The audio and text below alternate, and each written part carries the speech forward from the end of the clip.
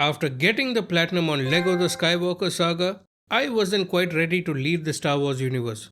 So, in this video, I will be getting the platinum trophy for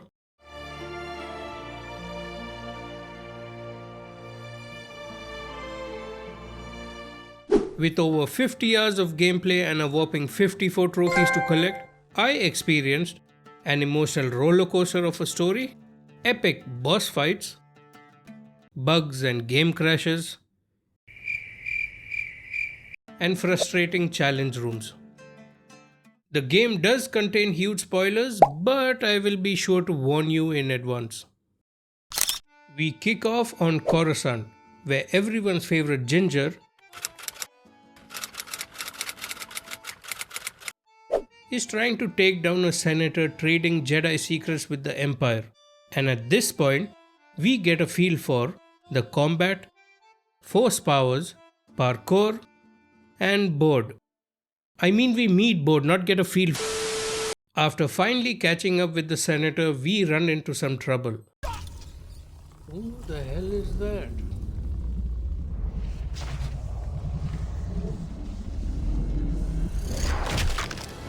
Hey, she's alive. You're not still mad, are you? Casters! We eventually defeat her, which gives us our first trophy. We then escape Coruscant and head for Kobo to repair the Mantis, ending the first mission. But before moving forward, I decided to explore a bit. Grabbed a few collectibles, parried a force-resisting enemy, and invaded someone's personal space. Many minutes later, I finally took down the first of many legendary creatures. Traumatized by the experience, I ran back to the story. Welcome to Pyloon Saloon, the finest cantina in all of Kobo, and meet the owner of the cantina, the legend himself, Grease.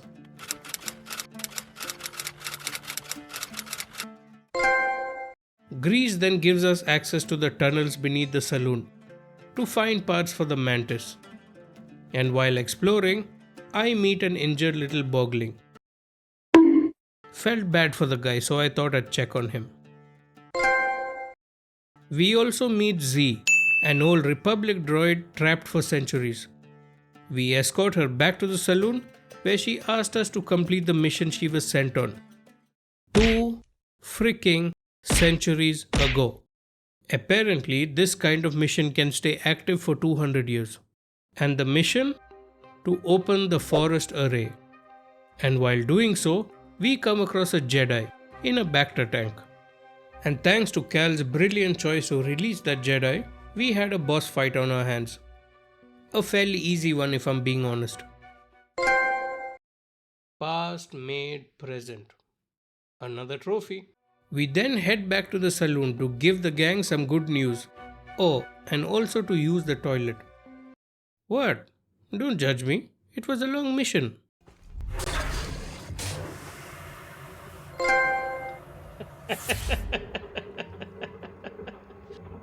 Oh, and the good news I mentioned? Tanalor, a safe haven discovered by Centauri Kree and Dagon. More precisely, a planet located in the Kobo Abyss, one that is inaccessible without a compass, making it the perfect place to hide from the Empire. The only problem though, Dagon is looking for it too, single-handedly.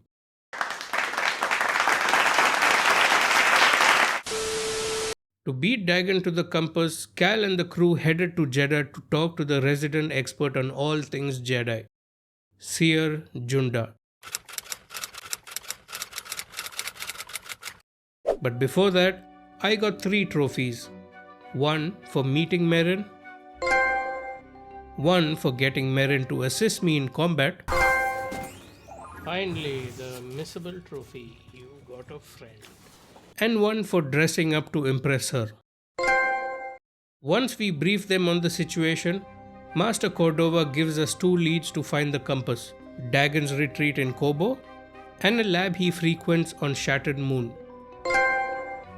I went with the retreat first, and en route to the retreat, the game lets us know that we have one more thing to worry about. Who the hell is that? Bounty hunters. And after defeating that bounty hunter, we meet Cage, another bounty hunter that intends to help us defeat all bounty hunters in the galaxy. Add that to my list of duties. We eventually make it to the retreat and find the compass. And without wasting any more time, we headed to the lab on Shattered Moon, where we found another compass.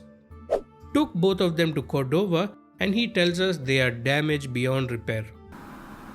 Are you serious right now, bro? No time to pout though. Cal has to help the Anchorites defend their safe house from the Empire. One of the coolest missions in the game, if I'm being honest. At this point, I'm 15 hours into the game, and it only took me this long to realize you can change the color of your lightsaber blade. So naturally, I changed it to Slow up. Enemies nearby. over the next hour, I got a few more story-based trophies.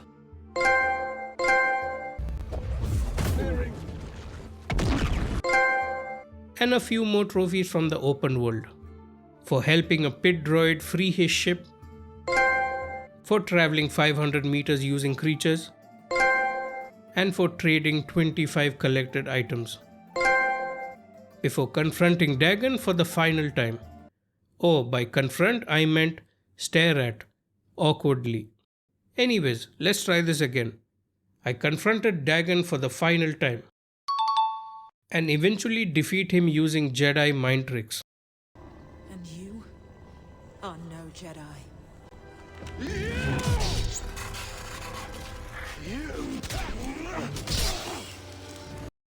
He's so sexy. We then take Dagon's compass back to Cordova, and while the compass is being repaired, the gang had a nice moment of bonding.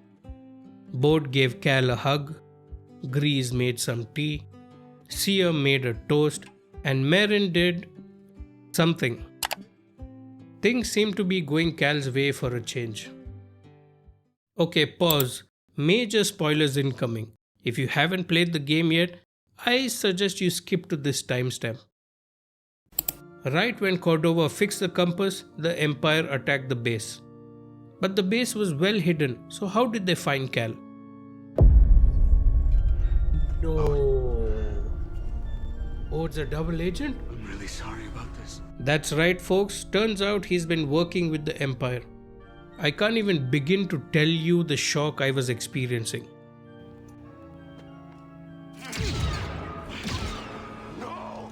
However, I didn't have time to wrap my head around the whole scene yet, since I had to chase after him. Yo, Bode, come here for a second, so that I can kick your fucking ass. After finally catching up to him, the game decides to throw another curveball. What have you done? No freaking way. He's a fucking Jedi. One plot twist after another. After a brief altercation, Bode escapes, and Cal goes night-night. We now play as Seer, defending the base from the swarm of enemies approaching. Fast forward a few minutes, Seer decides to stick around to buy the hidden part some time to escape. Who's behind the door? Yes! Finally! I was wondering when he was gonna show up. Wait. Does this mean Seer is gonna die? Please tell me she's going to live through this.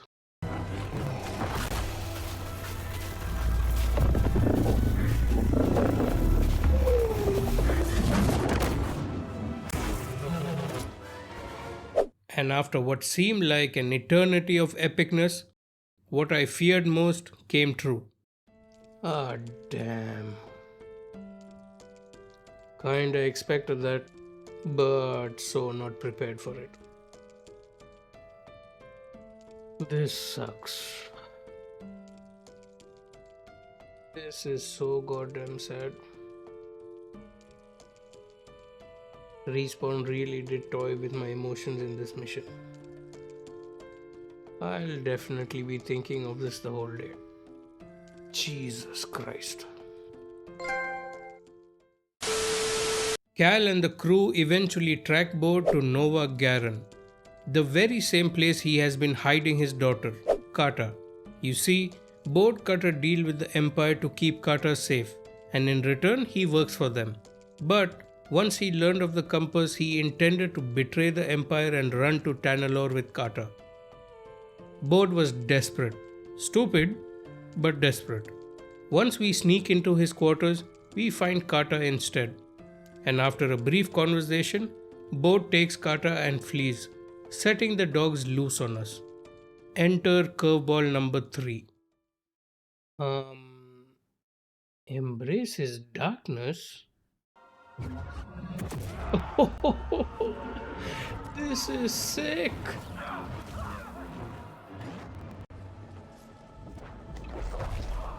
I wasn't expecting him to lift them so high. Damn, I can understand why some Jedi turned dark. It seemed like all hope was lost since Bode took the last working compass and fled to Tanalorr, or so Cal thought. Turns out, Centauri Kree had another method to reach Tanalorr. Connect the energy beams on the Kobo array and travel through it. Which brings us to Tanalorr, where we confront Bode, that treacherous bitch. I'm sorry I took that betrayal personally. Cal tries to get him to surrender, but we all know how that turned out.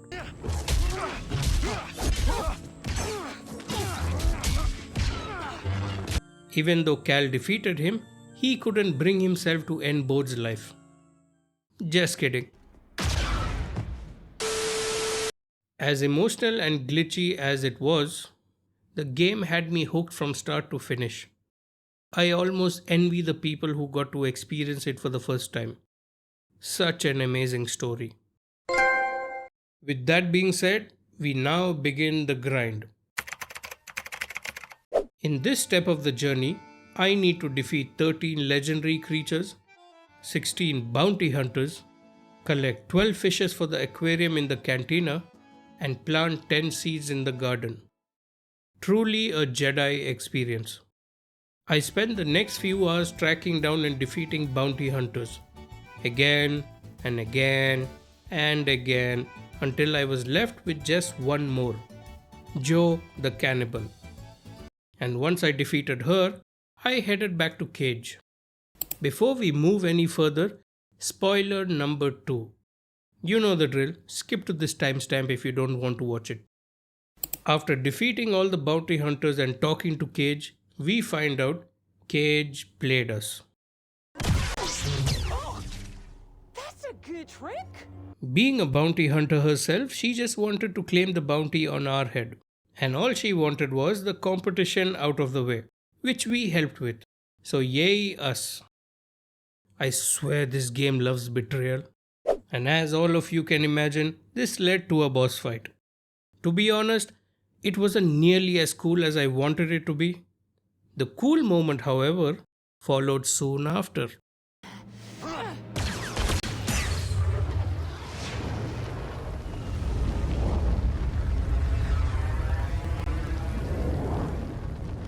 Is that? No frickin' way. Boba Fett.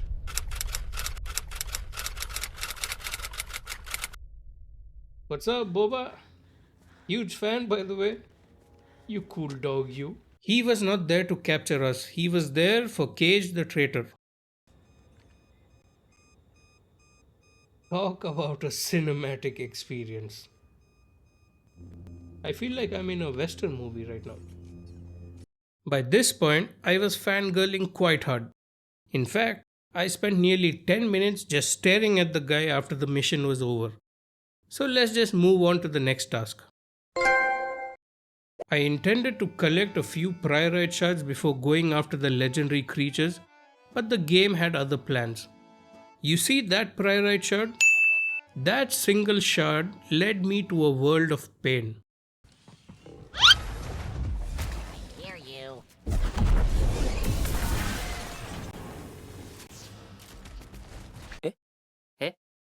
I died again and again and again. Stupid freaking Ogdo. Defeating him wasn't satisfying enough. However, the legendary chest in his dungeon of suffering did make me happy.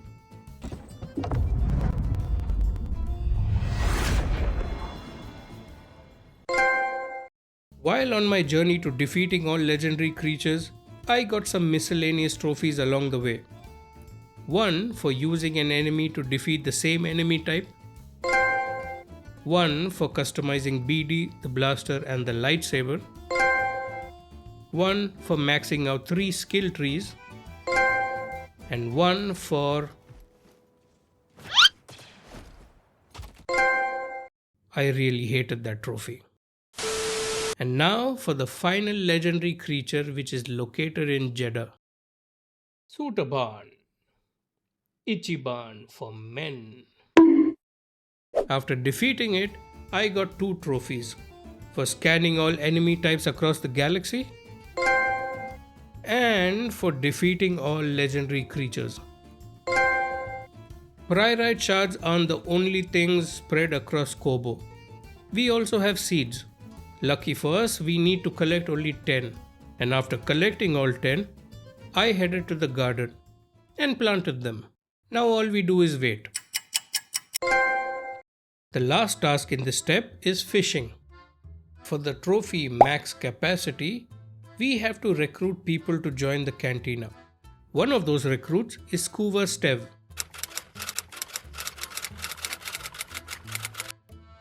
My favorite recruit if I'm being honest.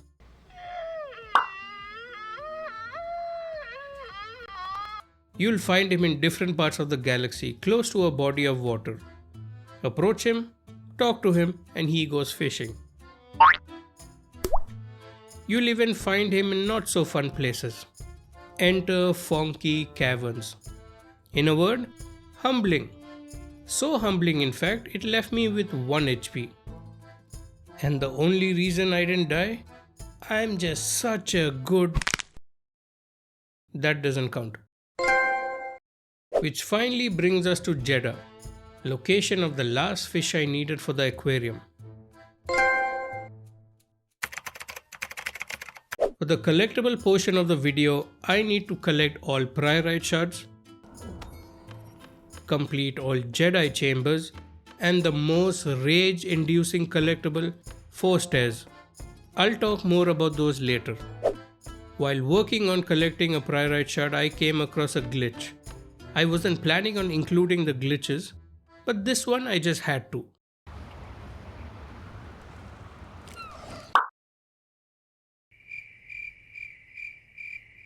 One minute later.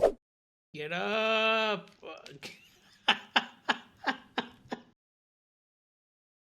Get up! After a few hours, I reached the end of my shard collecting journey. Just one more to go. Finally, all Pyrite shards done. Now let's go see Big Mama. Won't find that anywhere else. Where's the trophy? I bought everything. Oh, I knew that one would catch Oh, your I eye. had to back out. Okay. Spluggle. The next task on the agenda, Jedi Chambers. Put simply, Jedi Chambers are challenges for the mind. There are 7 rooms in total, and I completed most of them during the story run. Here's the final one. With the Pyrite shards and Jedi Chambers completed, there was just one collectible task left. The worst one. 4 stairs. I mentioned earlier that Jedi Chambers are challenges for the mind. Well, 4 stairs are challenges for the body. And not just cals. Most of these rooms made my heart rate skyrocket. Although, it can't be worse than Ogdo, right? Try 2 Ogdos. However, with a little bit of patience and a lot of determination, I defeated them. I'm sorry, there's only so many times a frog can make me his bitch. But not to worry, I got my taste of karma for lowering the difficulty. You see, for this last 4-star, difficulty changes don't matter.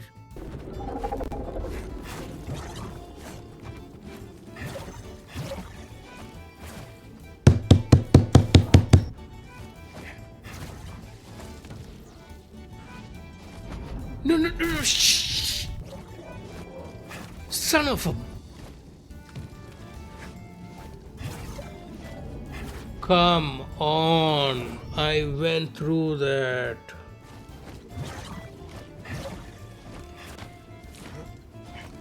I'm panicking, I need to calm down, you dumbass. Baby, lock the door and turn the lights down low. Put some music on that's soft and slow. Baby, we ain't got no place to go. Motherf...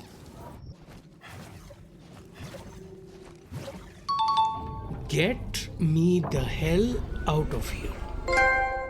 Blood, sweat and tears. Less blood, more sweat and tears.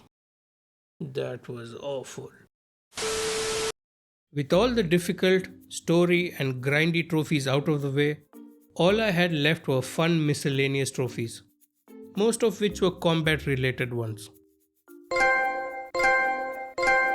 After quite literally grinding out combat trophies all day, I needed to do something other than combat, which is when I decided to do something, well, combat adjacent. Holo tactics, baby! I don't know about you guys, but I quite enjoyed myself. Or maybe it's just fun because Ogdo did a number on me. Who knows? While I was at the cantina, I realized it needed more people. So I went looking for them. I recruited Ash and the greatest DJ in the galaxy, and also Zig and Winnie. I just love how she says Cal. Thanks again for your help, Cal. And after recruiting them, I took in the view, equipped all perk slots, used BD to scan an enemy in the distance, channeled my inner Arthur Morgan, channeled my inner Jedi Arthur Morgan, and became one with the Force. I then did something I should have done before all the legendary creatures and bounty hunters. Train. Leaving me with just one trophy remaining. Now some of you might be wondering why I look like that one meme from 2012. God, I'm old. Anyways, the reason I look this way is because there has been something on my mind for nearly 30 hours, ever since I first saw the guy. So it's only right if I dress up for the occasion, don't you think? Right. Let's not waste any more time, shall we? And look at Randy Orton slithering. Watch out! What a truly magnificent gaming experience that was. Leave a like if you enjoyed the video and subscribe if you haven't already. Until next time, peace.